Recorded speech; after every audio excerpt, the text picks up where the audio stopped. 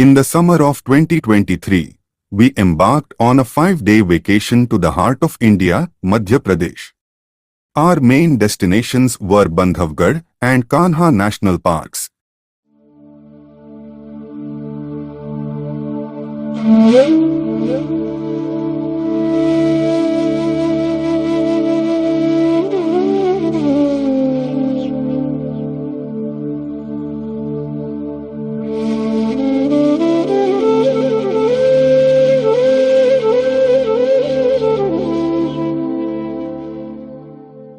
Where we hoped to catch a glimpse of the majestic Royal Bengal tigers in their natural habitats.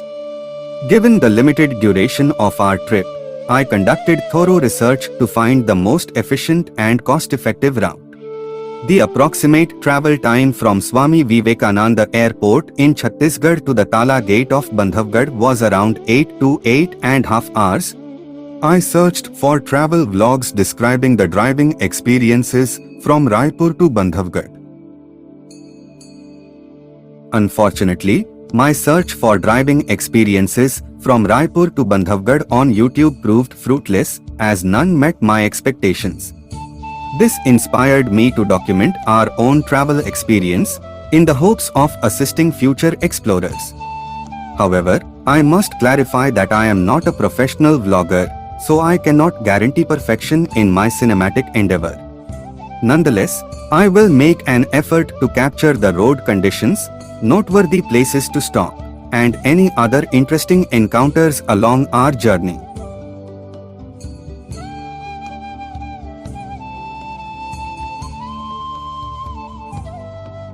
Our adventure began at 10 o'clock in the morning from Swami Vivekananda Airport. Rather than taking the bypass route, we decided to traverse the city of Raipur, immersing ourselves in its unique atmosphere. Once we left the city behind, we joined the National Highway 30, a well-maintained 4-lane road with minimal traffic. Gradually, the highway transformed into a 6-lane thoroughfare, offering us a smooth and efficient passage. During our drive, we noticed a promising oasis approximately 45 minutes from Raipur Airport, but we didn't have the opportunity to explore its gastronomic delights or restroom facilities. If any of you have experienced this heaven firsthand, we eagerly await your tales in the comments section.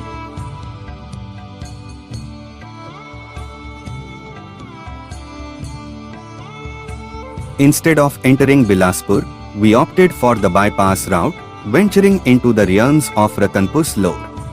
Before reaching Ratanpur, we made a brief stop. While the food was satisfactory, the restroom facilities did not meet the standards expected by the women in my family, so I won't provide a detailed review. It's worth noting that there are limited options for food and restrooms after Ratanpur, so I recommend having lunch and taking bio breaks either in Bilaspur or in its vicinity.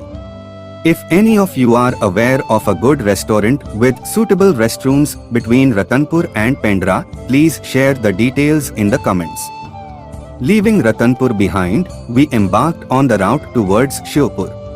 Our journey encompassed various locations, including Majgavan, Pendra Road, Meduka, Anuppur, Shahdol, Manpur and finally, Bandhavgarh.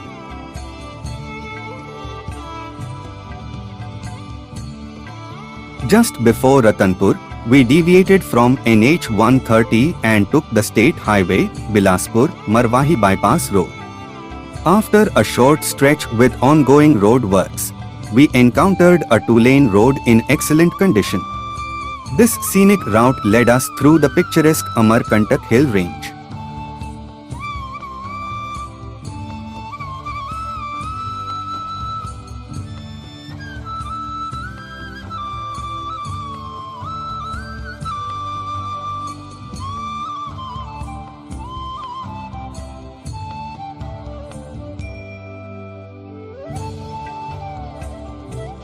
We traversed the captivating road of Amarkantak, passing through the Kenda Ghat section. It was a delightful journey, surrounded by stunning natural beauty and smooth roads. While the state highway had some rough patches in certain areas, overall the road conditions were favorable.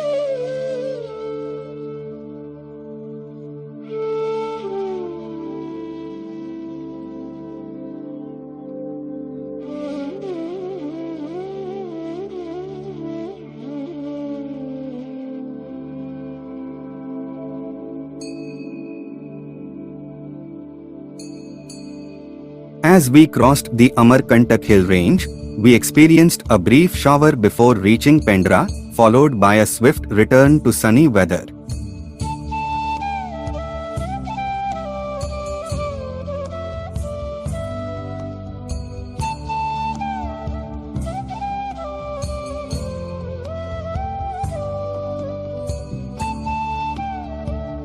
Upon crossing the Madhya Pradesh border, we were pleasantly surprised to find well-constructed two-lane concrete roads. Regardless of whether we were on a state highway or a village road, the roads throughout Madhya Pradesh maintained their beauty and offered smooth surfaces throughout our entire journey.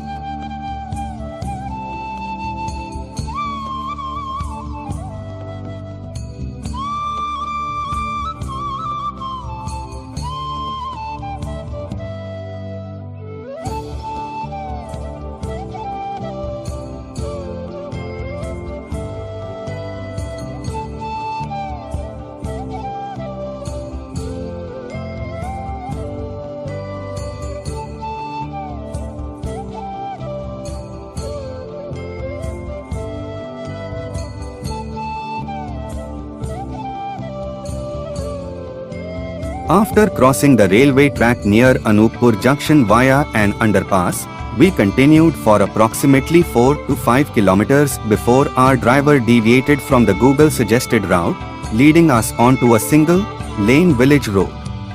Surprisingly, this road was in excellent condition, significantly reducing our travel distance by 4 to 5 kilometers. The road passed under another rail track via an underpass, rejoining the previous road that would ultimately take us to Shadow.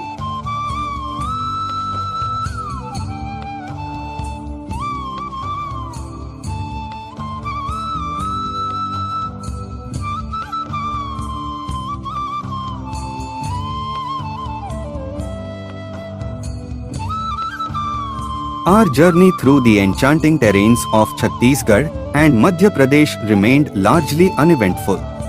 Eventually, we arrived in Shahdol in the late afternoon, greeted by an overcast sky with a possibility of rain. At this point, we faced a choice of 3 routes to reach the Tala gate, one through Umaria, another through Jaisingh Nagar, and a direct route via Manpur, which appeared to traverse forested areas. While the routes through Umaria and Jaisingh Nagar resembled state highways, the direct route through Manpur seemed more like a village road. After consulting with locals in Shahdol, we learned that the most suitable option was the direct route via Manpur, despite not being a state highway. Although it was approximately 40 kilometers shorter than the Umaria route, I was initially hesitant about its condition. Navigating through the Shahdol bypass, we embarked on the road leading to Manpur. Initially, the entry point seemed unremarkable, causing some skepticism.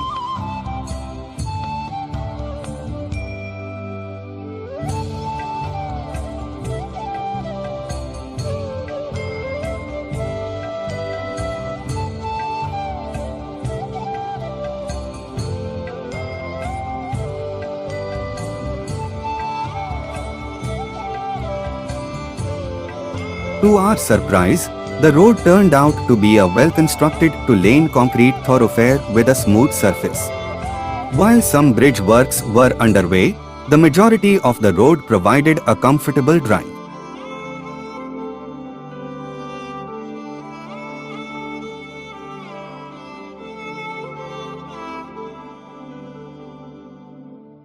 Soon, we found ourselves amidst the forested zone, captivated by the awe-inspiring beauty that enveloped us.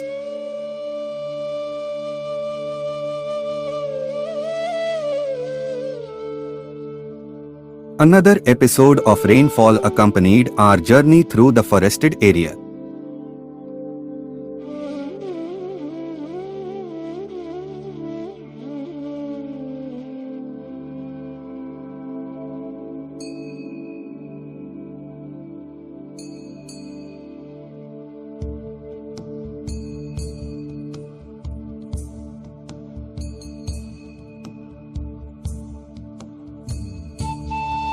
As we approached Manpur, we joined State Highway 10 and took a left turn towards Tala.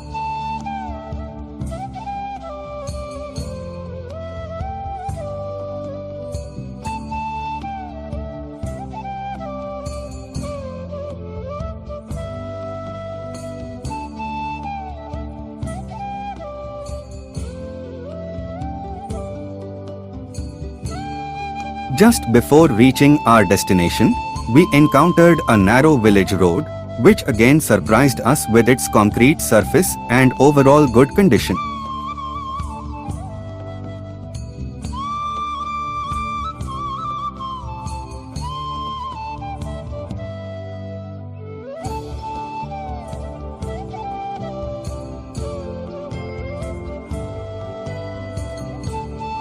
The final kilometer required us to traverse a muddy road, but at long last, around 7:30 in the evening, we arrived at Bandhavgarh, concluding our eventful expedition.